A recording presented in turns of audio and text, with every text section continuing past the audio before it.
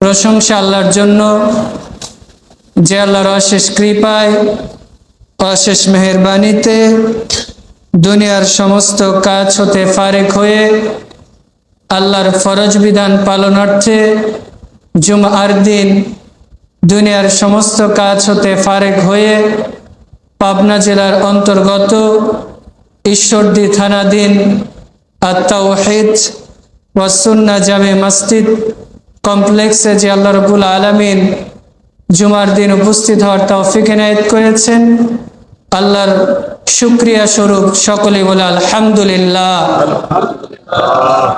এরপরে দরুদ ও সালাম বর্ষিত হোক সেই রাসূলের প্রতি, যে রাসূলের আগমনে পৃথিবী থেকে জাহেলিয়াত, অসভ্যতা, বর্বরতা, জুলুম, অত্যাচার দূরীভূত হয়েছিল, যিনি ছিলেন সর্বযুগের সর্বকালের সর্বশ্রেষ্ঠ সর্বশ্রদ্ধেয় মহামানব।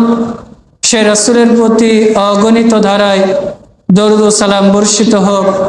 সকলেই বলি মুহাম্মদ সাল্লাল্লাহু আলাইহি ওয়াসাল্লাম। খুতবার শুরুতেই সূরা রহমানের একটি আয়াত এবং সহিহ বুখারী এবং তিরমিজি থেকে দুটি হাদিস পাঠ করেছি। এর আলোকে আজকে আমাদের জুমার খুতবার সংক্ষিপ্ত আলোচ্য বিষয়, যাদের জন্য জান্নাতে ঘর নির্মাণ করা হবে।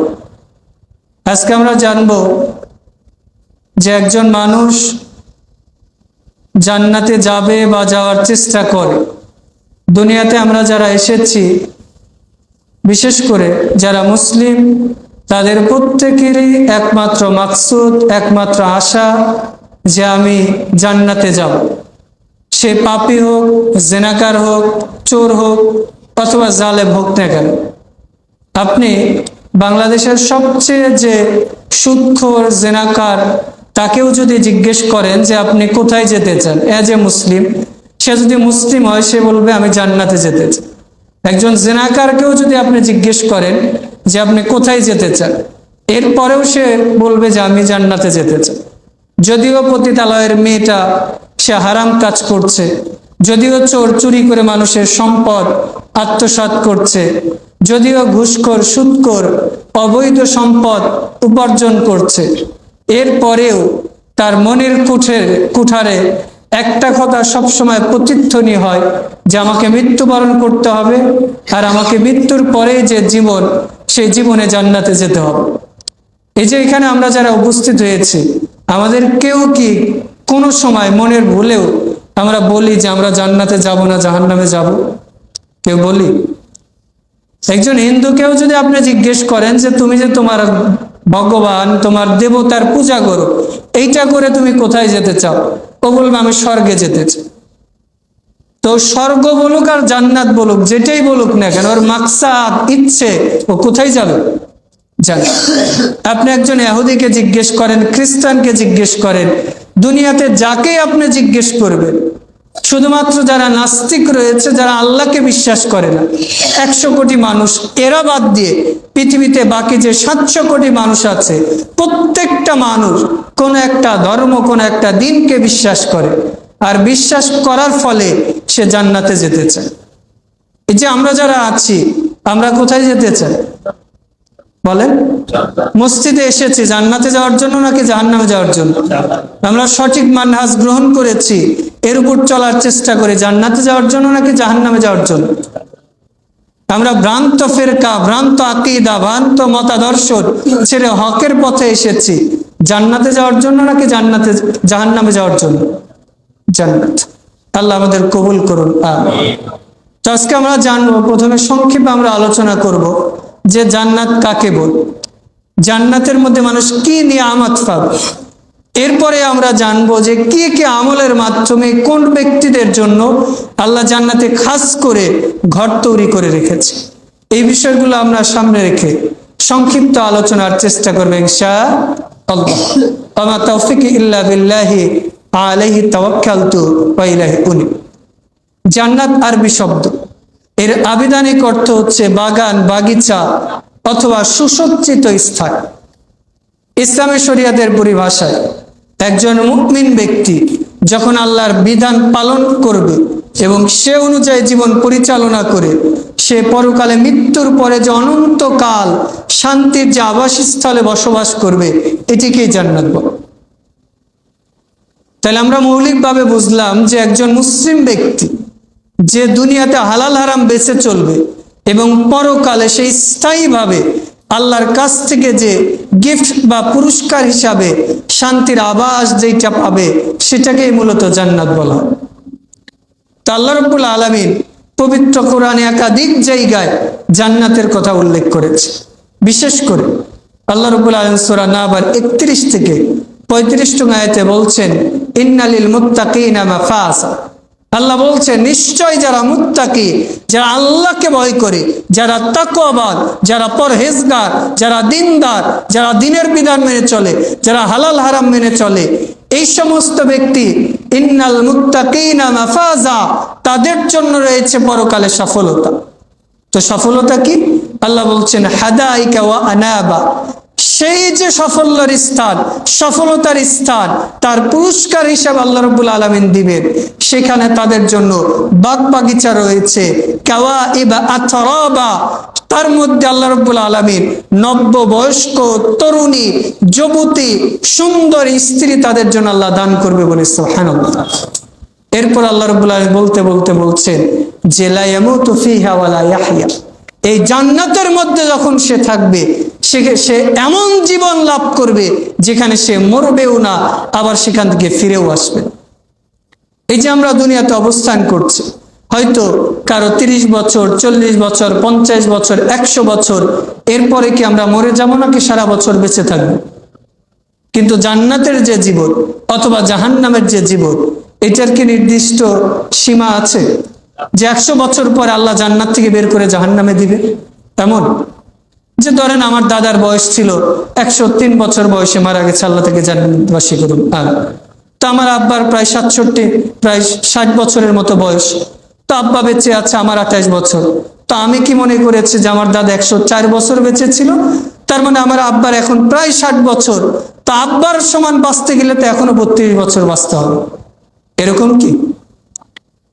এরপরে তো আমাকে মরতেই হবে, নাকি আমি তারপরে নির্দিষ্ট একটা সময় পর আবার বেঁচে থাকবো?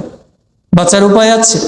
তো আমি 100 বছর বাঁচি, 1000 বছর বাঁচি, দুনিয়ার শ্রেষ্ঠ মানুষ যারা ছিল, কোন নবী রাসূলকে আল্লাহ অনন্ত জীবন দান করে নাই, তার মানে আমি আপনি সারা জীবন বেঁচে থাকবো। কিন্তু একজন মুমিনের জন্য সফলতা হচ্ছে ওইটাই, ফাকাদ ফাযা ফাওদান আযীমা, সে দুনিয়াতে যাই হোক না কেন, যেভাবে চলুক না কেন, সে টিনের বাড়িতে থাকুক অথবা একটা ছাপরি ঘরে থাকুক, যেখানেই থাকুক না কেন, সে যদি পরকালে জান্নাতে যেতে পারে, তাহলে এই ব্যক্তি হচ্ছে সবচেয়ে বড় সফল বলে সুবহানাল্লাহ। রাসূল সাল্লাল্লাহু আলাইহি ওয়াসাল্লাম বলছেন, সহিহ বুখারী হাদিস, আল্লাহ রাব্বুল আলামিন জান্নাতকে তৈরি করলেন। তৈরি করার পরে ফেরেশতাকে বলছেন যে যাও জান্নাত দেখে আস। এইবার এই ফেরেশতা জান্নাতে গিয়েছে, যাওয়ার পরে বলছে, আল্লাহ আপনি জান্নাতকে এত নিয়ামত দিয়ে তৈরি করেছেন, আমার তো মনে হয় এই জান্নাতের কথা যে শুনবে সে ব্যক্তি জান্নাতে যেতে চাইবে, কারণ জান্নাতকে আপনি এত সুন্দর করে ঢেকে রেখেছেন, এত নাজ নেওয়াজ দিয়েছেন যে দুনিয়ার সব মানুষই তো আমার মনে হয় জান্নাতে যাবে বলে সুবহানাল্লাহ। এরপর আল্লাহ রাব্বুল আলামিন আবার ফেরেশতাকে বলল, যাও এইবার জান্নাতকে দেখে আসো। এইবার ফেরেশতা বলছে, আল্লাহ জান্নাতকে আপনি এত কষ্ট ক্লেশ, এত বিপদ আপদ দিয়ে ঘিরে রেখেছেন, আমার তো মনে হয় দুনিয়ার কেউ জান্নাতে যাবে না। আল্লাহ রাব্বুল আলামিন আবার ফেরেশতাকে জাহান্নাম তৈরি করে বলছে যে যাও দেখে আসো। তো ফেরেশতা বলছে, আল্লাহ জাহান্নামের চারপাশে এত সুখ স্বাচ্ছন্দ্য, এত আরাম আয়েশ, তো দুনিয়ার মানুষ দুনিয়ার ভোগ বিলাস আরাম আয়েশে মত্ত থাকার কারণে আমার তো মনে হয় সব মানুষই সেই জাহান্নামে প্রবেশ করবে। আল্লাহ আবারও বললেন, ফেরেশতা যখন আসলেন, আল্লাহ আবার ফেরেশতাকে পাঠালেন, বললেন এইবার ফেরেশতা বলছেন যে আল্লাহ জান্নাতের চারপাশে এত কষ্ট ক্লেশ, এত আযাব, এত শাস্তি, আমার তো মনে হয় জাহান্নামের আযাবের কথা যেই শুনবে সেই জাহান্নাম থেকে বাঁচার চেষ্টা করবে, দুনিয়ার কোনো মানুষই হয়তো জাহান্নামে যাবে না। দেখেন এই হাদিসটা যদি আমরা সামনে নিয়ে আসি, তাহলে আমাদের জীবনের যে মূল মাকসাদ, মূল আমরা কোথায় যেতে চাই, কি পেতে চাই, তাহলে এই হাদিসের মধ্যে মৌলিকভাবে আল্লাহ উত্তর দিয়ে দিয়েছে। প্রথমেই যেটা বলা হলো যে জান্নাতকে আল্লাহ অনেক নাজ নেওয়াজ দিয়েছে, অর্থাৎ জান্নাতের মধ্যে যারা যাবে তারা অনেক সুখ স্বাচ্ছন্দ্যে আরাম আয়েশে থাকবে।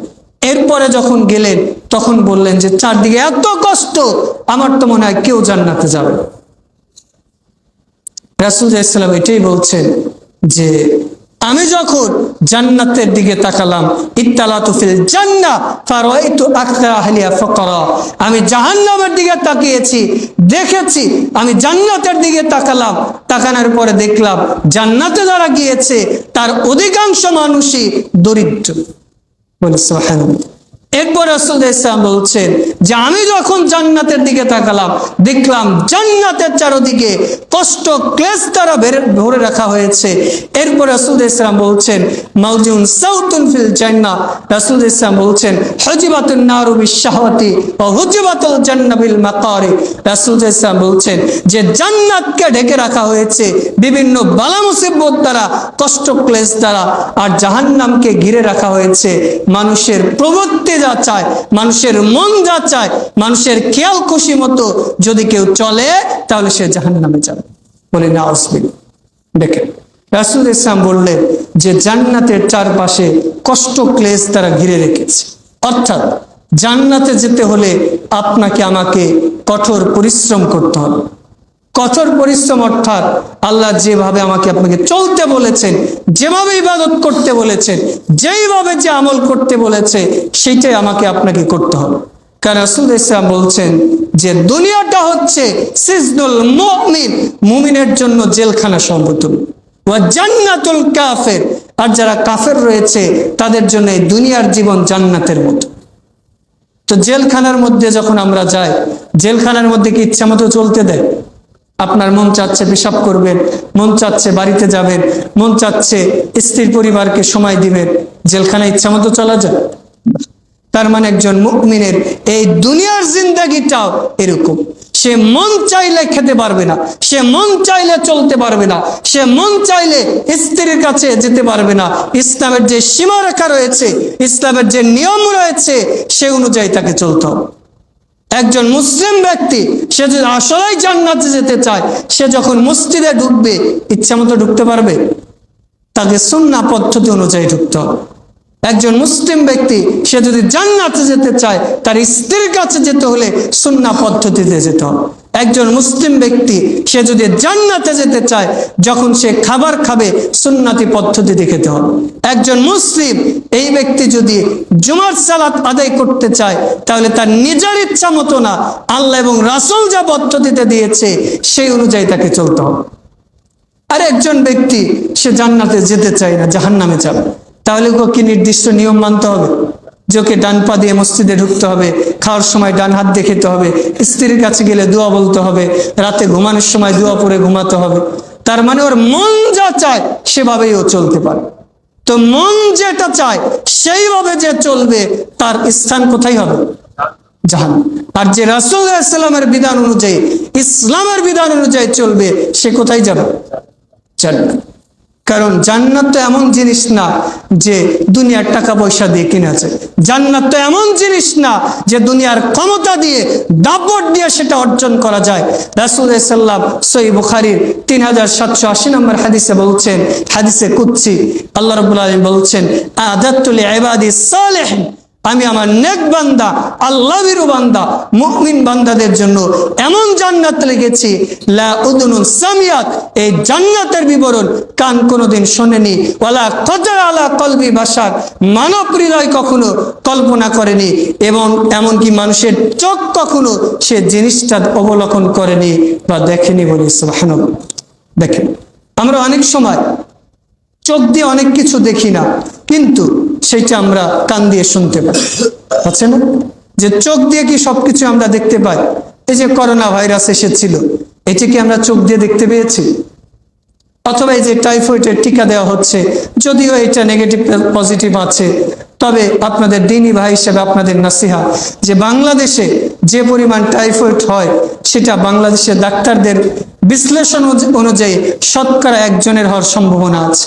আর যদি কেউ টিকা দেয় তাহলে শতকরা 15 জনের হওয়ার সম্ভাবনা আছে। এমনকি এই টিকার স্থায়িত্ব হচ্ছে 4 বছর।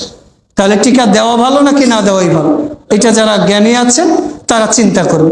এরপরেও টিকাটা দিচ্ছে আমাদের যারা শত্রু নাকাম, আমাদের বন্ধু, আমাদের পাশের দেশ, যারা সব সময় আমাদের উপর জুলুম অত্যাচার করে, তারা যদি টিকা দেয় আমাদের কতটুকু ভালোর জন্য আসবে এটা নিজেরাই বিবেচনা করবে। এই জন্য অভিভাবক যারা আছেন, আমারও 2টা সন্তান আছে, দোয়া করবেন। গত জুমার দিন আল্লাহ আমাকে একটা ছেলে সন্তান দিয়েছে আর একটা মেয়ে আছে। আমি নিয়ত করেছি, আমার স্ত্রীকে বলে দিয়েছি, আমার মাদ্রাসা, আমি গাজীপুর চাকরি করি, ওখানে বলে দিয়েছি যে মাদ্রাসার পক্ষ থেকে আমরা এরকম টিকা দিব। যদি আপনাদের প্রয়োজন হয় সে দায়িত্ব আপনারা নেবেন, কারণ যেখানে রোগের সম্ভাবনাই নেই ওইটা দিলে আরো বেশি রয়েছে। দেখেছেন না করোনা টিকা দেওয়ার পরে যারা দিয়ে, যে আমি আলহামদুলিল্লাহ টিকা দেই না, একটাও টিকা দেয়। আমার আব্বা মা দিয়েছিল, তো আব্বা মা বলে যে দেওয়ার পরে ওই যে চুলকানি বা অ্যালার্জি জাতীয় অসুখ এটা বেশি হয়েছে। তার মানে কি, ওরা আমাদের যেটা দিচ্ছে বরং ওরা নিজেরাই পয়জন তৈরি করে আবার সেটা অ্যান্টিভেনাম তারা ওষুধ তৈরি করে আমাদের কাছে বিক্রি করে। এই জন্য মুসলমানরা ফ্রির দিকে না ছুটে যেটা নিজেদের বিবেক দিয়ে, আবেগ দিয়ে, মূল মেধা দিয়ে চিন্তা করে। আল্লাহ তৌফিক দান করুন। আর তো যাই হোক, বলছিলাম এই যে জান্নাত, এটা আমরা অনেক সময় চোখ দিয়ে দেখতে পাই না। অনেক কিছু আছে যে চোখ দিয়ে দেখতে পাই না কিন্তু কান দিয়ে শুনতে পাই। অনেক আমরা রাজাদের গল্প শুনি অথবা নবী রাসূলের কাহিনী শুনি, এটা কি আমরা চোখ দিয়ে দেখতে পেয়েছি? আবার আমরা যেটা কান দিয়ে শুনতে পাই না, এটা অন্তর দিয়ে কল্পনা করতে পারি না? অন্তর দিয়ে আমরা কল্পনা করতে পারি যে রাসূল ইসলাম কেমন ছিল, তার কথা কেমন ছিল, তার বাড়িঘর কেমন ছিল, তার চেহারা সুরত কেমন ছিল। যেহেতু হাদিস থেকে আমরা পাই যে রাসূলের চেহারা এমন ছিল, তার নাক এমন ছিল, তার দাঁতগুলো এমন ছিল, বক্তৃতা এইভাবে দিতেন। তো আমরা একটা অন্তরের মধ্যে একটা অবয়ব দাঁড় করাতে পারি এমন হতে পারে। কিন্তু জান্নাত এমন একটা জিনিস যেটা আমার আপনার মতো মানুষ চিন্তা করেও সেটা ধারে কাছে যেতে পারে। রাসূল ইসলাম এটাই বলছেন যে আদাতুল ইবাদিস সালিহিন মা লা আইনুন রাআত। আল্লাহ এমন জান্নাত মানুষের জন্য রেখেছে চোখ কোনোদিন দেখেনি, কান কোনোদিন শোনেনি, অন্তর কখনো কল্পনা করেনি বলে সুবহানাল্লাহ। এমনকি কিয়ামত পর্যন্ত পৃথিবীতে বর্তমান 800 কোটি মানুষ আছে, আমরা সবাই মিলে যদি কল্পনা করতে থাকি, সবাই মিলে যদি গল্প তৈরি করতে চাই করি, এরপরেও জান্নাতের ধারে কাছেও আমরা যেতে পারবো না। কারণ রাসূল ইসলাম বুখারী হাদিসে বলছেন, দুনিয়ার সবচেয়ে যে ব্যক্তি মাজলুম ছিল, সবচেয়ে কষ্টের শিকার হয়েছে, ধরেন ফিলিস্তিনের একজন ভাই, এই ভাইকে আল্লাহ রাব্বুল আলামিন জান্নাতের মধ্যে ঢুকাবেন। ঢুকানোর পরে আল্লাহ রাব্বুল আলামিন উঠাবেন, উঠানোর পরে বলবেন যে আমি যে তোমাকে জান্নাতে ঢুকালাম, এরপরে বের করলাম, তুমি তো দুনিয়াতে সবচেয়ে মাজলুম ছিলা, তোমাকে সবচেয়ে মানুষ বেশি জুলুম করেছে, তোমাকে সবচেয়ে বেশি মানুষ অত্যাচার করেছে, তুমি বলো দুনিয়াতে কেমন কষ্টে ছিলা। এইবার এই লোক বলবে, আল্লাহে, আল্লাহ আপনার জাতের কি কসম, আপনার ইজ্জতের কসম, আপনার মর্যাদার কসম করে বলছি, আল্লাহ দুনিয়াতে কষ্ট কাকে বলে, দুনিয়াতে জুলুম কাকে বলে, কোনো কিছুরই আমি সম্মুখীন হই নাই বলে সুবহানাল্লাহ। চিন্তা করা যায়, শুধু জান্নাতে ঢুকাবেন, ঢুকানোর পরে উঠাবেন। রাসূল ইসলাম বলছেন যে যে ব্যক্তিকে আল্লাহ সর্বনিম্ন জান্নাত দিবে, মানে একেবারে টেনে হিচড়ে কোন রকম জান্নাতে গিয়েছে। আচ্ছা আপনারা বলেন তো জান্নাত কয়টা? একটা, মাশাআল্লাহ। কেউ কেউ 8টা বলেছে। আচ্ছা, মূলত জান্নাত জাহান্নাম একটা। এই যে তাওহীদ মসজিদ, এই মসজিদটা কয়টা? একটা। মসজিদের দরজা একাধিক হতে পারে না? মসজিদে নববী কয়টা? দরজা শত শত না? তো তাহলে জান্নাত কয়টা? জান্নাতে দরজা 8টা। জাহান্নাম কয়টা? একটা। জাহান্নামের দরজা 7টা। ধরেন এই মসজিদটাই ধরি যে 3টা দরজা, তো মাঝখান দিয়ে কেউ ঢুকবে, ডান সাইড দিয়ে কেউ ঢুকবে, বাম সাইড দিয়ে কেউ ঢুকবে। তবে এই যে দরজাগুলো হচ্ছে মানুষের মর্যাদা অনুযায়ী, যার যেমন আমল তাকে সেই মর্যাদার গেট দিয়ে ঢুকানো হবে। আপনার যদি ধরেন আপনাদের ঈশ্বরদী স্টেশন একজন এমপি আসলো বা প্রধানমন্ত্রী আসলো, তখন সব গেটগুলো অফ করে মেইন গেট খোলা রাখবে না শুধু ওনাকে রিসিভ করার জন্য, আর আউটের যে গেটগুলো আছে এগুলো দিয়ে সাধারণ মানুষ ঢুকবে। ঠিক জান্নাতেরও এরকম স্তর আছে, যার যেমন আমল আল্লাহ তাকে সেই দরজা দিয়ে প্রবেশ করে। তাহলে জান্নাত কয়টা? জান্নাতের দরজা আর জান্নাতের স্তর হচ্ছে 100টা। কতটা? তাহলে মৌলিকভাবে আজকে মনে রাখবেন, জান্নাত কয়টা? জান্নাতের দরজা, জান্নাতের স্তর 100টা। খুতবা শেষে কিন্তু জিজ্ঞেস করবে ইনশাআল্লাহ। আচ্ছা ইনশাআল্লাহ। তাহলে জান্নাতের এই স্তরের মধ্যে সর্বোচ্চ জান্নাত হচ্ছে জান্নাতুল ফিরদাউস। রাসূল ইসলাম বলছেন, মান সালাল্লাহু জান্নাতা, যখনই তোমরা আল্লাহর কাছে জান্নাত চাইবা, সালাল্লাহু জান্নাতাল ফিরদাউস, আল্লাহর কাছে চাইবা জান্নাতুল ফিরদাউস, কারণ এইটা সবচেয়ে মর্যাদাপূর্ণ জান্নাত। তুমি চাও বান্দা, আমি আল্লাহ দিতে তোয়াক্কা করব না বলে। সুবহানাল্লাহ। এই জন্য আমরা অনেক সময় বলি যে আল্লাহ, আমি যে পাপ করেছি, আমি যে গুনাহ করেছি, ঠেলে ঠুলে কোন রকম জান্নাতে দিলেই হলো। এরকম করবেন না। আল্লাহর তো এমন না যে গতবার এসএসসিতে পাস করেছে শতকরা 85%, এইবার 62%, 76% হয়। একটু হয়তো পরীক্ষা কড়াকড়ি করে হয়েছে বা খাতা একটু কড়াকড়ি হয়েছে, যার কারণে 20-30% কমে গেছে। এমনকি আল্লাহ, বরং আল্লাহ নিয়ামত ভিন্ন। আল্লাহ রাব্বুল আলামিনের কাছে আপনার চাইতে হবে। যদি আল্লাহ রাব্বুল আলামিন প্রতিতালয়ের মেয়েকে জান্নাত দিতে পারে, আমাকে আপনাকে দিবেন ইনশাআল্লাহ। আল্লাহ রাব্বুল আলামিন যদি বনি ইসরাইলের সহিহ বুখারীর 2270 নম্বর হাদিস, এই ব্যক্তি জীবনে কোনোদিন ভালো কাজ করেন, মরার আগে তার ছেলেদেরকে ডেকে বলছে, আচ্ছা বলো তো আমি পিতা হিসাবে কেমন? তখন সন্তানরা বলছে যে হ্যাঁ, আপনি তো পিতা হিসাবে ভালো, আমরা দুনিয়াতে যা চেয়েছি আপনি তাই দিয়েছি। তবে এইবার এই লোকটা বলছে যে আমি পিতা হিসাবে তোমাদের কাছে ভালো, কিন্তু বান্দা হিসাবে আল্লাহর কাছে আমি ভালো মানুষ না। আমি তো একটা সিজদাও করি নাই, আল্লাহর একটা ইবাদতও করি নাই।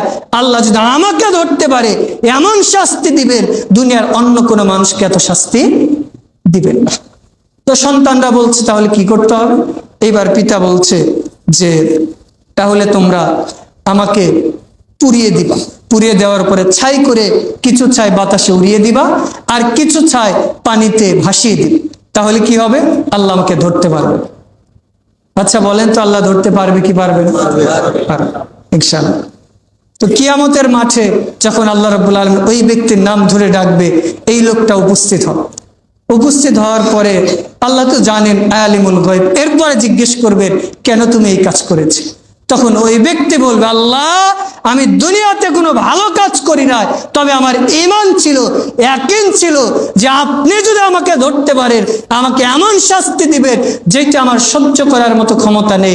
এই জন্য আল্লাহ এই কাজ করেছিলাম, আমি তো ধরাই পড়ে গেল। তখন আল্লাহ রাব্বুল আলামিন বলবেন, এই যে তোমার ঈমান ছিল, আমার প্রতি তোমার তাওয়াক্কুল ছিল, ভরসা ছিল, এই কারণে আমি আল্লাহ তোমাকে ক্ষমা করে দিলাম বলে। সুবহানাল্লাহ। দেখেন, শুধু ঈমানের কারণে আর আল্লাহর প্রতি আশা রাখার কারণে আল্লাহ তাকে ক্ষমা করে দিন। অথচ আমরা অনেক সময় হতাশ হয়ে যাই যে আমার 50 বছর বয়স, আমি কোনোদিন সালাত পড়ি নাই, আমার 60 বছর বয়স, আমি কোনোদিন দান সদকা করি নাই, তো আমার কি অবস্থা হবে? আল্লাহ কি আমার তাওবা কবুল করবেন? আমি তো সালাত পড়ি নাই, জিনা ব্যভিচার করেছি, মানুষ হত্যা করেছি, কত কি করেছি, আল্লাহ কি আমাকে ক্ষমা করবেন? অথচ আল্লাহ বলছেন, উদউনি আস্তাজিব লাকুম, আমাকে ডাকো, আমি আল্লাহ তোমার ডাকে সাড়া দিই। সুবহানাল্লাহ।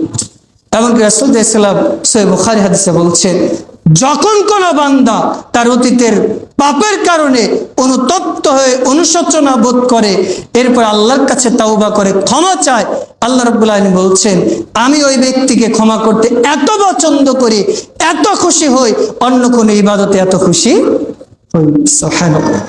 এই জন্য আমাদের উচিত যে আমরা আল্লাহর কাছে জান্নাতুল ফেরদাউস চাইবা ইনশাআল্লাহ। এবার আমরা আসি যে জান্নাতের প্রশস্ততা কত বড়।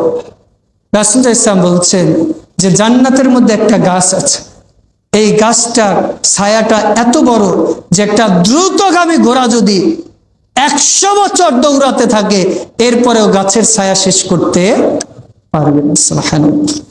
একবার চিন্তা করে, একটা গাছের ছায়ার নিচে যদি দ্রুতগামী ঘোড়া 100 বছর দৌড়াতে থাকে, এরপরেও গাছের ছায়া শেষ হবে। তাহলে জান্নাত কত বড়! রাসূলুল্লাহ সাল্লাল্লাহু আলাইহি ওয়াসাল্লাম বলছেন, যে ব্যক্তিকে সর্বনিম্ন জান্নাত দেওয়া হবে, তাকে দুনিয়া দেওয়া হবে তো হবে, এই দুনিয়ার মতো 10 গুণ পৃথিবী দেওয়া হবে বলে সুবহানাল্লাহ।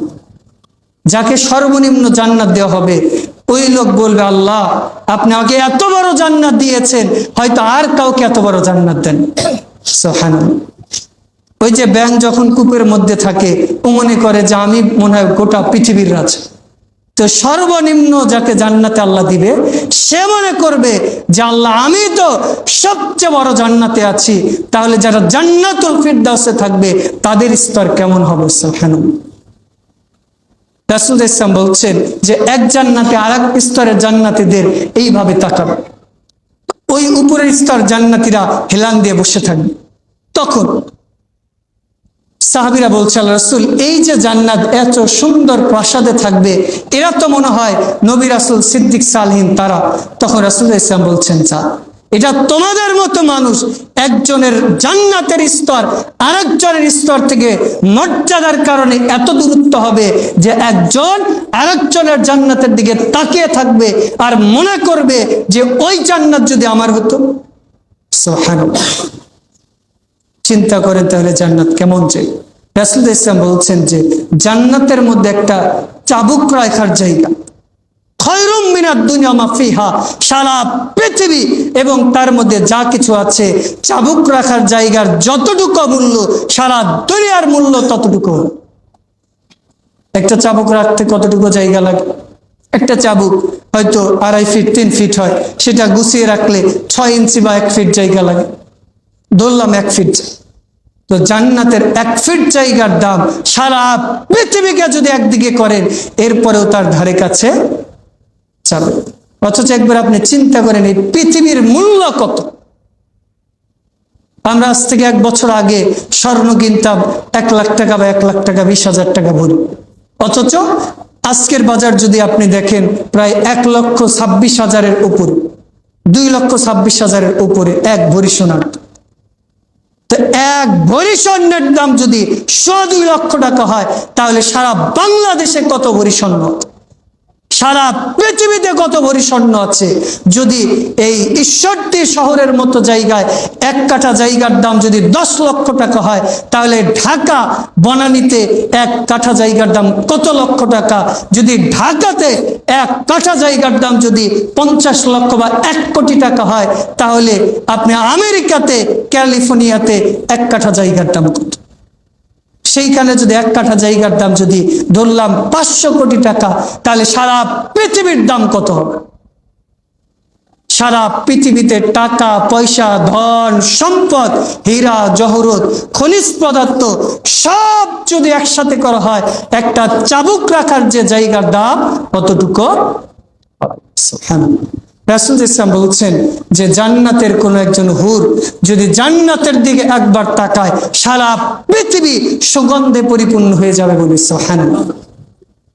রাসূলুল্লাহ সাল্লাল্লাহু আলাইহি ওয়াসাল্লাম বলছেন, আমরা অনেক সময় হুর বলতে বুঝি যে শুধুমাত্র হয়তো মহিলা, কিন্তু না, হুর বলতে মহিলার জন্য যেটা প্রয়োজন সেটা তার হুর, আর আমার জন্য যেটা প্রয়োজন সেটা আমার হুর। আর বিশেষ করে আমরা অনেক সময় মনে করি যে জান্নাতের হুর 72টাই হবে, কিন্তু রাসূলুল্লাহ সাল্লাল্লাহু আলাইহি ওয়াসাল্লাম বলছেন স্বাভাবিকভাবে আমি আপনি যারা জান্নাতে যাব তাদের হুর 72। এরপরে আমার ঈমান যত বড়, আমার আমলের স্তর যত বড়, তত আল্লাহ রাব্বুল আলামিন আমার আপনার জন্য হুর নির্ধারণ করে রাখবে। সুবহানাল্লাহ। আর আপনার স্ত্রী, আপনার স্বামী যদি নেককার হয়, সেও জান্নাতে আপনার সাথে থাকবে। সুবহানাল্লাহ। রাসূলুল্লাহ সাল্লাল্লাহু আলাইহি ওয়াসাল্লাম বলছেন যে জান্নাতে যে সমস্ত নারী থাকে, এদের সৌন্দর্য বর্ণনা করতে যে বলছেন যে তাদের চেহারা এতটাই মসৃণ যে ডিমের ওপরে ডিমের কুসুম যেরকম তুলতুলে নরম, এর চেয়েও মসৃণ হবে তাদের শরীরের চামড়া এবং গোশত বলে। সুবহানাল্লাহ। রাসূলুল্লাহ সাল্লাল্লাহু আলাইহি ওয়াসাল্লাম বলছেন যে তাদের চেহারার লাবণ্য এমন হবে যে আয়না যেরকম চকচক করে দেখা যায়, অথবা গ্লাসের মধ্যে যদি এখানে একটা ঝকঝকে গ্লাস থাকতো, তাহলে আমার এই শরীরটা দেখা যেত না। রাসূলুল্লাহ সাল্লাল্লাহু আলাইহি ওয়াসাল্লাম বলছেন যে জান্নাতি নারীদের শরীর এমন হবে, তার এই হাড়ের মধ্যে কি আছে এটা পর্যন্ত দেখা যাবে বলে সুবহানাল্লাহ। রাসূল ইসলাম বলছেন যে জান্নাতে মানুষ খাবে কিন্তু তাদের পেশাব পায়খানা করার প্রয়োজন হবে না। তবে কিভাবে সেই খাদ্যটা হজম হবে? ওই যে আমাদের অনেক সময় ঢেকুর ওঠে না, তো এই ঢেকুর যখন উঠবে ওই খাবারটা ঢেকুরের মাধ্যমে বের হবে। কিন্তু আমরা যখন খাবার খাই তখন কি হয়? ধরেন আমার ছেলের কালকে আকিকা হয়েছে, সকালে সে গোস্ত খেয়ে আসছে, তো এখন যদি আমি ঢেকুর দিই তাহলে ওই ছাগলের গোস্তরই তো একটা গন্ধ বা ঘ্রাণ যাই বলি সেটাই বের হবে। কিন্তু জান্নাতীদের যখন ঢেকুর বের হবে সুঘ্রাণ বের হবে। সুবহানাল্লাহ। রাসূল ইসলাম বলছেন যে জান্নাতীরা খাবে কিন্তু তাদের পেশাব পায়খানার প্রয়োজন হবে। জান্নাতে যারা যাবে তারা চিন্তা করবে যে আমি এখন আপেল খাবো, কমলা খাবো, আঙ্গুর খাবো, শুধু চিন্তা করবে, সঙ্গে সঙ্গে আল্লাহ রাব্বুল আলামিন তার সামনে হাজির করে দিবে। সুবহানাল্লাহ। এমনকি আমাদের এলাকাতে তো অনেক সময় বিভিন্ন দিন, জুমার দিন, শনিবার হাট হয় না? আপনাদের এলাকায় আছে না? তো জান্নাতেও একটা হাট হবে, সেই হাটটা হচ্ছে জুমার। সেই হাটে শুধু যারা পুরুষ তারা যায়, তো পুরুষেরা জুমার দিনে হাটে যাবে।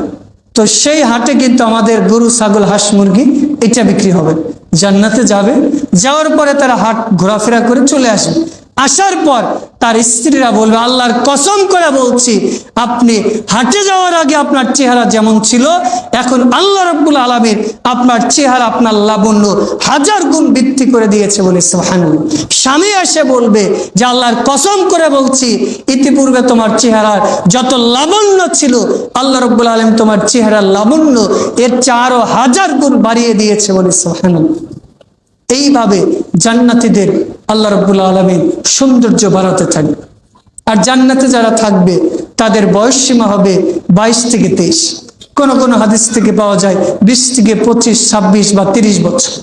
একজন ব্যক্তি যদি 100 বছরের একেবারে খুনখুনে বৃদ্ধ হয়, এই ব্যক্তিরও সেইখানে একেবারে পূর্ণ যৌবনে থাকবে। রাসূল ইসলাম বলছেন যে সেখানে যারা যাবে লা আবনা শাবাবাহু, তার যৌবন কাল কখনো শেষ হবে। এখন তো আমরা হয়তো বিয়ে করেছি, ধরেন আমি বিয়ে করেছি 23, 23.5 বছর বয়সে, তো এখন হয়তো আমার 28 বছর বয়স, আর 20 বছর বা 15 বছর পরে আমার এখন যেরকম যৌবনের ক্ষমতা এমন থাকবে, কমেছে। কিন্তু জান্নাতে সে অনন্তকাল থাকবে কিন্তু তার যৌবনের কোনো শক্তি কমবে না, বরং যতদিন যাবে আল্লাহ রাব্বুল আলামিন তার মধ্যে আরো শক্তি ক্ষমতা বাড়িয়ে দিবে। সুবহানাল্লাহ। আর জান্নাতের মধ্যে আল্লাহ রাব্বুল আলামিন মৌলিকভাবে 4টা নহর বা ঝর্ণা প্রবাহিত করবে। ইন্না ফিল জান্নাতি বাহরুল মাউ, জান্নাতের মধ্যে আল্লাহ রাব্বুল আলামিন পানির ঝর্ণা প্রবাহিত করবে। মাউ শারাব, আল্লাহ রাব্বুল আলামিন জান্নাতের মধ্যে মদের ঝর্ণা প্রবাহিত করবে বলে সুবহানাল্লাহ। ইন্না ফিল জান্নাতি বাহরুল লাবান, আল্লাহ রাব্বুল আলামিন জান্নাতের মধ্যে মানুষের জন্য দুধের ঝর্ণা প্রবাহিত করবে বলে সুবহানাল্লাহ। এরপর আল্লাহ রাব্বুল আলামিন জান্নাতের মধ্যে মানুষের জন্য মধুর ঝর্ণা প্রবাহিত করবে। সুবহানাল্লাহ। আপনি এবার প্রশ্ন করতে পারেন যে জান্নাতের মধ্যে আমাদের মদ খেতে দিবে কেন? আপনি দুনিয়াতে মদ খেয়েছেন মানে জান্নাতে আপনি মদ পান করতে পারবেন। এই জন্য রাসূল ইসলাম বলছেন যে পুরুষের জন্য স্বর্ণ অলংকার, রেশমি কাপড় ব্যবহার করা হারাম। যদি দুনিয়াতে আপনি রেশমি কাপড় ব্যবহার করেন তাহলে জান্নাতে আপনি রেশমি কাপড় পাবেন না, মানে জান্নাতে যেতে পারবেন। দুনিয়াতে যদি আপনি মদ পান করেন, নেশাদার দ্রব্য পান করেন, আপনি জান্নাতে যেতে পারবেন। তাহলে আপনি দুনিয়াতে যদি ছেড়ে দেন এগুলো জান্নাতে আপনি পান করতে পারবেন ইনশাআল্লাহ। তবে জান্নাতের যে আমাদের জন্য শরাব আছে, এগুলো শরাব দুনিয়ার শরাবের মতো না। দুনিয়ার শরাব বা মদ খেলে আমাদের নেশা আসে, মাতাল হয়ে যায়, দুর্গন্ধ বের হয়ে যায়, কোনটা খেতে কোনটা খায়, কি বলতে কি বলি। জান্নাতে এমন, বরং জান্নাতের শরাব কেমন সেটা আল্লাহু আলাম, আল্লাহই ভালো। এমনকি জান্নাতে আল্লাহ রাব্বুল আলামিন দুধের ঝর্ণা প্রবাহিত করবেন বলে সুবহানাল্লাহ। এবার আসি যে জান্নাতে যে মাটি কেমন হবে। রাসূল ইসলাম বলছেন যে জান্নাতের মধ্যে একটা নদী আছে, নহর আছে। সেই নহরের পানি যেগুলো, এগুলো দুধের চেয়ে একেবারে সাদা ধবধবে এবং মধুর চেয়ে সুমিষ্ট বলুন সুবহানাল্লাহ। আর সেই পানি যেখান দিয়ে প্রবাহিত হবে সেই ড্রেনের চারপাশে স্বর্ণ, মণি, মুক্তা খচিত থাকবে বলে সুবহানাল্লাহ।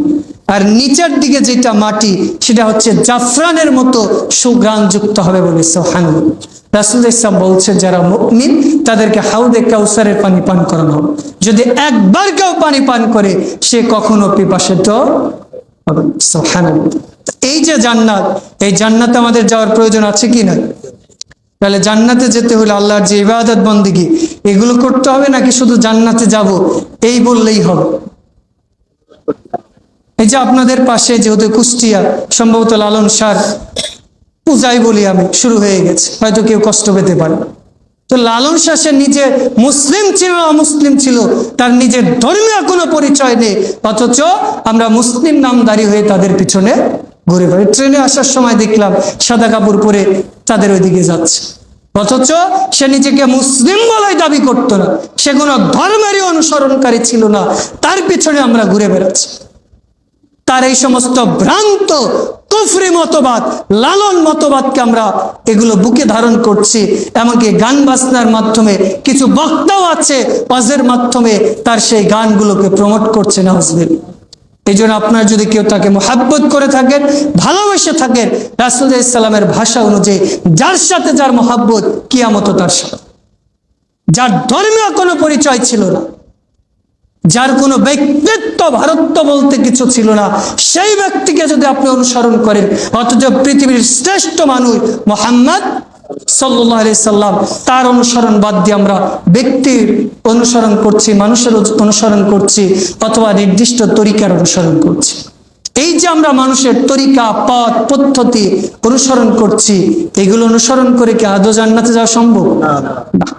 জান্নাতে যেতে হলে কল আল্লাহ কল রাসূল, আল্লাহ এবং রাসূলের আনুগত্য ছাড়া জান্নাতে যাওয়া যাবে। কারণ আল্লাহ রাব্বুল আলামিন সূরা নিসা 4 নম্বর সূরার 59 নম্বর আয়াতে বলছেন, ইয়া আইয়ুহাল্লাযীনা আমানু আতিউল্লাহ ওয়া রাসূল, হে ঈমানদারেরা আল্লাহ এবং তার রাসূলের আনুগত্য করো, ওয়া উলিল আমরি মিনকুম, এবং তোমাদের মাঝে যারা আদেশদাতা অর্থাৎ হক্কানি আলেম রয়েছে, যারা মানুষকে তা'মুরুনা বিল মা'রুফ ওয়া তানহাউনা আনিল মুনকার, মানুষকে হালাল এবং হারামের দাওয়াত দেয়, মানে হালালের রাস্তা দেখায়, হারাম থেকে মানুষকে দূরে রাখে, এদের পথে চলো, এদের অনুসরণ করো। অথচ অনেকে আয়াতের অপব্যাখ্যা করে বলছে যে ওলিয়া উলিয়া যারা আছে তাদের অনুসরণ করতে হবে, অথচ ওলিয়া উলিয়া হয়েছে কিন্তু সালাত পড়ে না, পর্দা নাই, মদ খায়, জিনা ব্যভিচার করে ইত্যাদি, বেপর্দা হয়ে চললে এ মূলত শয়তানের ওলি, এ আল্লাহর ওলি না। তো এই জন্য এই সমস্ত ভ্রান্ত মানুষ থেকে দূরে থাকতে হবে। আল্লাহ আমাদের তৌফিক দান করুন। এবার আসি যে জান্নাতে আল্লাহ রাব্বুল আলামিন কাদের জন্য ঘর তৈরি করে। মৌলিকভাবে রাসূল ইসলাম বলছেন, বুখারী হাদিস, মান বানা মাসজিদ লিল্লাহি বানাল্লাহু বাইতান ফিল জান্নাহ, সহিহ মুসলিম প্রথম খণ্ডের 256 নম্বর হাদিস। কোন ব্যক্তি যদি আল্লাহর জন্য ঘর তৈরি করে, মসজিদ তৈরি করে, আল্লাহ রাব্বুল আলামিন এই ব্যক্তির জন্য জান্নাতে ঘর তৈরি করে বলে সুবহানাল্লাহ। রাসূল ইসলাম বলছেন যে কোন ব্যক্তি যদি একটা ছোট্ট পাখির বাসার মতো একটা মসজিদও তৈরি করে, এই ব্যক্তির জন্য আল্লাহ জান্নাতে ঘর তৈরি করে বলে সুবহানাল্লাহ। সাহাবীরা জিজ্ঞেস করছেন যে ছোট্ট পাখির বাসার মতো মসজিদ দিয়ে কি হবে, এখান থেকে মানুষ কিভাবে উপকৃত হবে? রাসূল ইসলাম বলছেন যে এইটার অর্থ যে মসজিদ নির্মাণ কাজে যে যেইভাবে পারুক, অর্থ দিয়ে, শ্রম দিয়ে, পরামর্শ দিয়ে, যে যেইভাবে পারুক সামান্য পরিমাণ যদি সহযোগিতা করে, তাহলে এই ব্যক্তির জন্য জান্নাতে আল্লাহ। আর যারা পক্ষান্তরে মসজিদ ভাঙার চেষ্টা করে, মাদ্রাসা ভাঙার চেষ্টা করে, তাদের জন্য আল্লাহ জান্নাতে ঘর তৈরি করবেন নাকি জাহান্নামে? এই জন্য যদি কেউ মসজিদ নিয়ে হিংসা বিদ্বেষ পোষণ করে, অত্যাকুল আল্লাহকে ভয় করে, কারণ আপনি দুনিয়াতে ক্ষমতা আছে, দাপট আছে, মৃত্যুবরণ করলে আপনার এই ক্ষমতা, এই দাপট শেষ হয়ে যায়।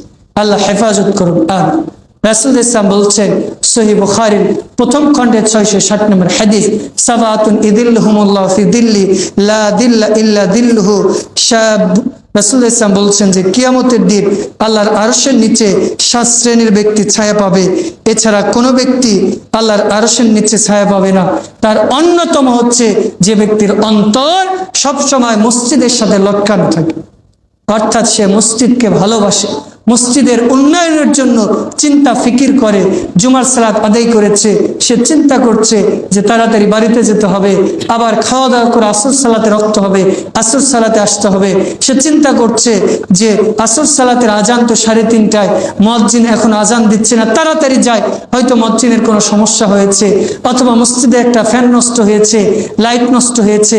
সে চিন্তা করছে কিভাবে এটা ঠিক করা যায়, অথবা মসজিদের কোনো কিছু প্রয়োজন, সে রাত দিন চিন্তা করছে যে এই জিনিসটা কিভাবে মসজিদের ব্যবস্থা করা যায়।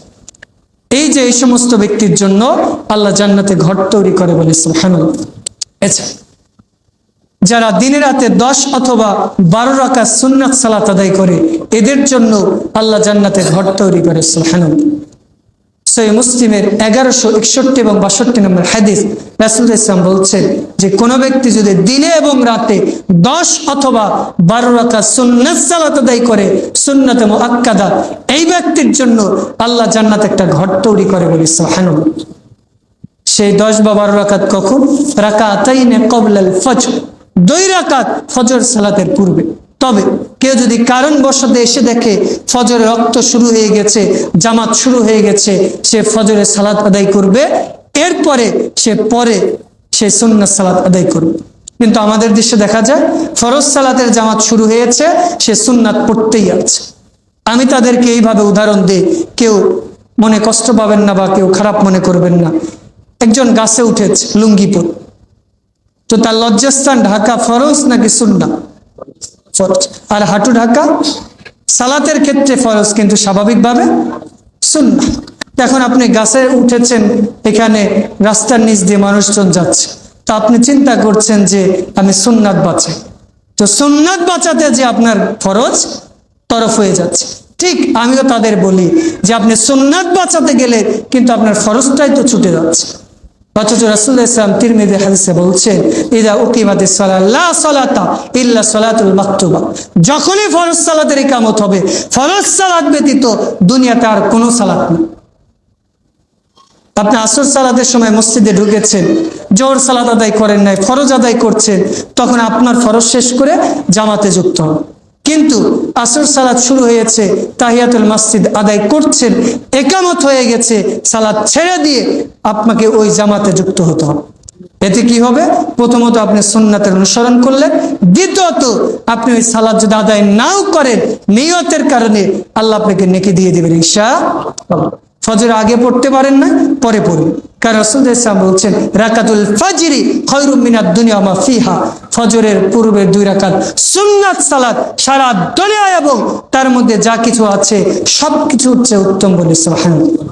এরপর জোহরের আগে 2 অথবা 4, কোন হাদিসে আছে 2, কোনটা আছে 4। রাকাতাইনে ক্বাবলা জোহর, কোন হাদিসে আছে 4 রাকাত, অর্থাৎ জোহরের আগে 2 অথবা 4, পরে হচ্ছে 2 রাকাত, মাগরিবের পরে 2, ইশার পরে 2, এই সর্বমোট 10 অথবা 12 রাকাত আদায় করলে বানাল্লাহু বাইতান ফিল জান্নাহ, এই ব্যক্তির জন্য আল্লাহ জান্নাতে ঘর তৈরি করে দেয় বলে সুবহানাল্লাহ। এছাড়া যারা তাকওয়া অবলম্বন করে, আল্লাহকে ভয় করে, আল্লাহর প্রতি অটুট বিশ্বাস, এই সমস্ত ব্যক্তিদের জন্য আল্লাহ জান্নাতে ঘর তৈরি করে সুবহানাল্লাহ। সূরা রহমান 55 নম্বর সূরার 46 নম্বর আয়াতে আল্লাহ বলছেন, ওয়ালিমান খাফা মাকাম রাব্বিহি জান্নাতান, যে ব্যক্তি আল্লাহর সামনে দাঁড়াতে ভয় করে তার জন্য রয়েছে 2টি জান্নাত বলে সুবহানাল্লাহ। তার মানে আমরা যদি তাকওয়া অবলম্বন করি, তাওয়াক্কুল করে আল্লাহর প্রতি ভরসা করি, আমাদের জন্য আল্লাহ জান্নাত রেখে দিয়েছে। এমনকি আপনি যে ইবাদত করেন, যে আমলই করেন না কেন, যদি আপনার সেই ইবাদতের মধ্যে, সেই আমলের মধ্যে যদি তাকওয়া না থাকে, তাহলে আল্লাহ সেই কোন ইবাদত কবুল। এই যে আমরা জুমার দিন এসেছি, হজ করি, জাকাত দিই, ইত্যাদি ইত্যাদি করি, তবে আমার ছেলে হয়েছে, কালকে সুন্নাহ পদ্ধতি অনুযায়ী আকিকা করেছি, দোয়া করবেন, ছেলের নাম রেখেছি সাইফুল্লাহ। সাইফুল্লাহ মানে হচ্ছে আল্লাহর সিংহ। এই নিয়তে রেখেছি যাতে আল্লাহকে দিনের একজন দাঈ, দিনের যোদ্ধা হিসাবে কবুল করেন, আমিন। আর মেয়ের নাম রেখেছে রুফাইদা। রুফাইদা হচ্ছে ইসলামের ইতিহাসের প্রথম যারা যোদ্ধা ছিল তাদের চিকিৎসক। তো নিয়ত আছে আল্লাহ রাব্বুল আলামিনের জন্য সঁপে দিয়েছে, যেহেতু আমার স্ত্রীও আলেমা, দোয়া করবেন আমাদের সন্তানদেরকে যেন আল্লাহ মানুষ এবং জিন শয়তানকে হেফাজত করে কবুল করেন, আমিন। অনেক সময় আমরা কি করি? আল্লাহর প্রতি তাওয়াক্কুল করি, এই যে অনেক সময় বাচ্চা কাচ্চা পেটে হলে আল্লাহর প্রতি তাওয়াক্কুল করি না। মা বোনেরা বলে যে অমুক ভাবির অপারেশন করে হয়েছে, আমার সন্তান বেঁকে গেছে, পানি কম হয়ে গেছে, ওয়েট 3 কেজি 3.5 কেজি হয়ে গেছে, অপারেশন না করলে হবে না, ইত্যাদি ইত্যাদি বল। কিন্তু আপনার আল্লাহর প্রতি তাওয়াক্কুল করুন। তাহলে আমার প্রথমটা সেটাও নর্মালে হয়েছে, 3 কেজি 200 গ্রাম হয়েছিল, এটাও প্রায় 3 কেজির উপরে, এটাও আল্লাহ নর্মালে দিয়েছে। তা আমি আমার স্ত্রীকে বলেছি যে আল্লাহর প্রতি ভরসা, ইনশাল্লাহ আমার মায়ের যদি 7টা 8টা ছেলে মেয়ে নর্মালে দিতে পারে, আমার দাদার যদি 16টা ছেলে মেয়ে 10টা এখনো বেঁচে আছে নর্মালে দিতে পারে, আমাকেও আল্লাহ দিবে ইনশাআল্লাহ। তা আল্লাহ সহজ করে দিবে।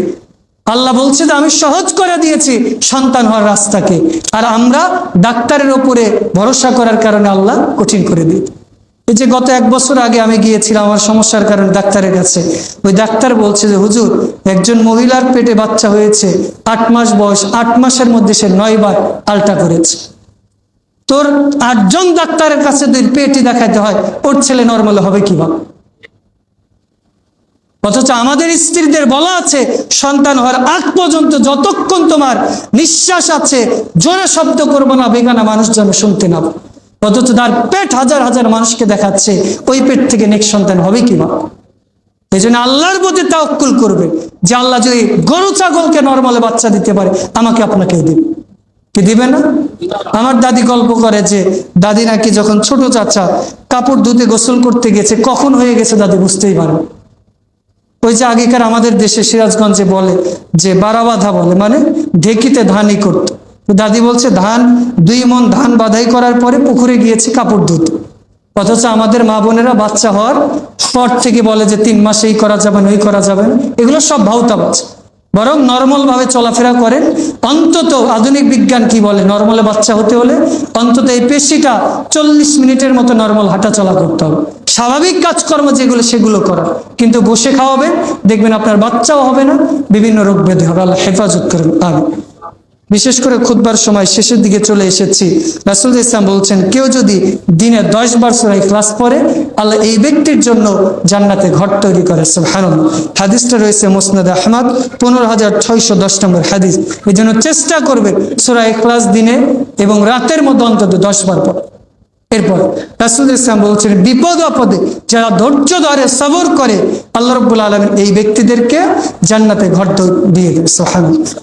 যেরকম আবারও বলে, নিজের কথা বারবার বলছি, গত জুমার দিন আমার প্রোগ্রাম ছিল শরীয়তপুর, আমি তো থাকি গাজীপুর, এয়ারপোর্টের কাছে পার হয়ে গেছি। আমার আব্বা ফোন দিয়ে বলছে যে তোমার স্ত্রীর তো ব্যথা শুরু হয়েছে, কি করব? তা আমি চিন্তা করলাম 1.5 মাস আগে কথা দিয়েছি, যদি ফিরে যাই আমার শ্বশুর বাড়ি শেরপুর, তা আমি গেলে কতটুকু উপকার হবে। তো আমি আমার শাশুড়ি বাজার দায়ী মহিলা তাদের বলে দিলাম। এরপর আল্লাহর প্রতি তাওয়াক্কুলের পরে শ্যালককে বললাম যে মেসেজ দিও। তো আল্লাহ রহমতে কি জোহর আসর পর আর একটা প্রোগ্রাম ছিল, তো প্রোগ্রামে আলোচনা শুরু করেছি। তার আগে আমার স্ত্রীর যে ভাবি, সে বলল যে ব্যথা হয়েছে, হয়তো বাচ্চা উঠবে। আমি বললাম তাওয়াক্কাল তো আল্লাহ, আল্লাহর উপর ভরসা করেন, সমস্যা হলে আমাকে মেসেজ দিন। এদিকে লাইভ প্রোগ্রাম হচ্ছে, তো হঠাৎ করে আমার মনে হলো যে শ্যালককে একটা মেসেজ দিই। মেসেজ দিয়ে দিলাম, বলছে যে 10 মিনিট আগে আল্লাহ একটা পুত্র সন্তান দিয়েছে, আলহামদুলিল্লাহ। দেখেন, আমি যদি হা হুতাশ করে প্রোগ্রাম বাদ দিয়ে চলে যেতাম, এখন অনেকেই বলতে পারে যে হুজুর স্ত্রীর প্রতি মহব্বত বা ভালোবাসা নেই। আমার স্ত্রীর প্রতি আমার কত মহব্বত সেটা আপনাকে বুঝাতে না। কারণ আপনি মনে করেছেন যে শুধুমাত্র স্ত্রীর কাছে গেলাম, এই করলাম, ওই করলাম, এটা খাওয়ালাম, ওটা খাওয়ালাম। যদি মহব্বত আপনার ছেলের প্রতি থাকে, ছেলে মেয়ের প্রতি থাকে, আল্লাহর কাছে কান্না করে বলেন। আপনি যে আপনার স্ত্রীকে ভালোবাসেন, কয়দিন আল্লাহর কাছে দোয়া করেছেন, কয়দিন স্ত্রীর জন্য কান্না করেছেন, কয়দিন স্ত্রীর নামে আল্লাহর কাছে দান করেছেন, কয়দিন সন্তানের নামে স্ত্রীর নামে নফল সিয়াম পালন করেছেন। অথচ ভালোবাসা নামে ফেসবুক ইউটিউবে ছবি ছেড়ে বলছেন চিল করছি, ট্যুরে যাচ্ছি, এইটা ভালোবাসা না। যদি আসলে আপনি আদর্শবান স্বামী হতে চান, স্ত্রী যে আল্লাহর কাছে বলেন, আল্লাহর কাছে কান্নাকাটি করেন, আল্লাহ আপনাকেও ভালোবাসবে, আপনার সন্তানাদিকেও ভালোবাসবে ইনশাআল্লাহ। খুতবার শেষ দিকে চলে এসেছি। বিশেষ করে যারা সালাতে দাঁড়ায় এবং প্রথম কাতারে দাঁড়ায়, আল্লাহ এই সমস্ত ব্যক্তিদের জন্য জান্নাতে ঘর তৈরি করে। সুবহানাল্লাহ। বিশেষ করে যারা মসজিদে আসে এবং ফাঁকা জায়গায় কাতারে ফাঁকা জায়গা বন্ধ করে রাখে, এদের জন্য আল্লাহ জান্নাতে ঘর তৈরি করে। সুবহানাল্লাহ। বিশেষ করে যে সমস্ত ব্যক্তিরা গরিব অসহায়কে সহযোগিতা করে, এই সমস্ত ব্যক্তিদের জন্য আল্লাহ জান্নাতে ঘর তৈরি করে। বিশেষ করে যে সমস্ত মহিলা সন্তান প্রসব করতে যে মারা যায়, এই সমস্ত মহিলাদের জন্য আল্লাহ জান্নাতে ঘর তৈরি করে রাখে। সুবহানাল্লাহ। বিশেষ করে যে সমস্ত মা বোনের নফল সালাত আদায় করে, স্বামীর জন্য নিয়মিত দোয়া করে, স্বামীর আনুগত্য করে, তারা জান্নাতে যাবে তো যাবে, তাদের জন্য আল্লাহ জান্নাতে খাস করে ঘর তৈরি করে। বলে সুবহানাল্লাহ। আল্লাহ রাব্বুল আলামিন আমাদের যে কথাগুলো বললাম, এই কথাগুলো শোনার পাশাপাশি আমল করার তৌফিক দান করুন, আমিন। বিশেষ করে আমরা সালাতুদ দুহা সালাত এটা আদায় করার চেষ্টা করবেন। এই সালাতের মাধ্যমে আল্লাহ রাব্বুল আলামিন, সালাতুদ দুহা বলতে সূর্য ওঠার পরে যে 15 বা 20 মিনিট পর আদায় করা হয়, এটার কারণে আল্লাহ জান্নাতে ঘর তৈরি করেন। আল্লাহ আমাদের তৌফিক দান করুন, আমিন। আল্লাহ আজকের খুতবায় সংক্ষিপ্ত সময়ে জান্নাত বিশালতা, যেটা আমার মতো নাচিস বান্দার আসলে উল্লেখ করা অসম্ভব, এরপরে আল্লাহ দুঃসাহসিকতার সাথে চেষ্টা করেছি, যতটুকু করেছি আল্লাহ এর মধ্যে যতটুকু ভালো ছিল এগুলো আপনার পক্ষ থেকে শোনার পাশাপাশি আমাকে সহ প্রত্যেককে আমল করার তৌফিক দান করুন, আমিন। আল্লাহ খুতবার মধ্যে অপ্রয়োজনীয় অযথাচিত অথবা দাম্ভিকতামূলক যদি কোনো কথা হয়ে থাকে, এগুলো শয়তানের পক্ষ থেকে, এগুলোর জন্য আল্লাহ ক্ষমা করে দিন, আমিন। আল্লাহ আমরা খুতবায় যারা উপস্থিত হয়েছি তাদের সকলকে কবুল করুন, আমিন। আল্লাহ বিশেষ করে তাওহীদ ওয়াস সুন্নাহ জামে মসজিদকে কবুল করে নিন, আমিন। আল্লাহ এই মসজিদ এবং মসজিদ সংশ্লিষ্ট যারাই রয়েছে আল্লাহ তাদেরকে কবুল করুন, আমিন। আল্লাহ এই মসজিদ যারা পরিচালনা করছে তাদের যদি কোনো ভুল ত্রুটি হয়ে থাকে আপনি সেগুলো ক্ষমা করে ইখলাসের সাথে তাদের কাজকর্ম করার তৌফিক দান করুন, আমিন। আল্লাহ এই মসজিদের পাশে দাওয়াত সেন্টার, দাওয়াতি কাজ করা হয়, আপনি চাইলে এখানে একটা মাদ্রাসাও হবে, প্লাস পাশে কবরস্থান রয়েছে। আল্লাহ আপনি প্রত্যেকটা কাজকে যারা রয়েছে ইখলাসের সাথে করা এবং সেগুলো কবুল করে নিন, আমিন। আল্লাহ আমরা তো মানুষ, ভুলের ঊর্ধ্বে নয়, অতএব প্রতিষ্ঠান পরিচালনা করতে যে যদি ভুল হয়ে থাকে এগুলোর জন্য ক্ষমা করুন, আমিন। আল্লাহ আমরা যারা সুস্থ রয়েছি তাদের শিফা আজেলা হায়াতা তাইয়্যিবা দান করুন, আমিন। আল্লাহ আমরা যারা ইসলাম বিমুখ রয়েছি তাদের সকলকে ইসলামমুখী করে দিন, আল্লাহুম্মা আমিন।